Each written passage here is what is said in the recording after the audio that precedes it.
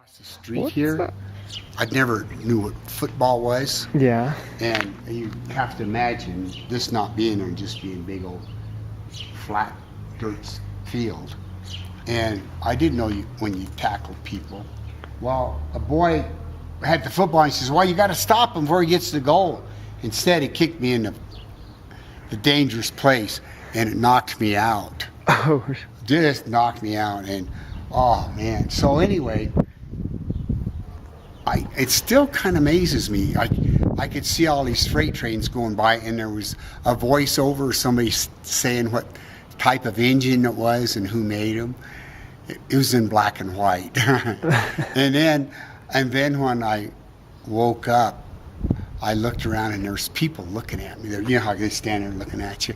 And I thought, oh, where's my clothes? So there you go, first grade. Where were you at? Where did you go? Did they take you to the hospital or something? Of course not. I went back over. They just dragged you over to the... No, I went back into class. It was had to school. Oh, I hurt so bad for 2 or 3 days. And I was never right after that. This was kind of a classic church over here. They have a graveyard over there too. Oh, really? Yeah. My friend Charles Moyer, when they built that building, it was just a gas station, you know, and kind of a little bit of a convenience store. But they had a Coke machine, and it's the first one we'd ever see. The kind where you turn the lever and then the bottle falls down. And it cost a nickel, and he had $1. And so anyway, we had to try it out. And Chuck and I, we went through at least 70 cents before we were both so full of Coke we couldn't move. And so then I remember going home, and that night I couldn't sleep. I can still remember looking out at the street light, you know, over here on the corner up about 2 blocks from where we live. Oh, yeah. I still remember thinking to myself, why can't you go to sleep? And I'm looking out the window. Mom and my sister, you could hear them snoring in the other room. We lived up on the corner over there for a couple years.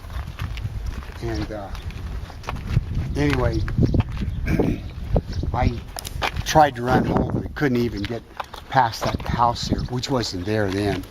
So then I got to where I could run all the way home, all the way up to the corner there. It's a pretty good run too, even now.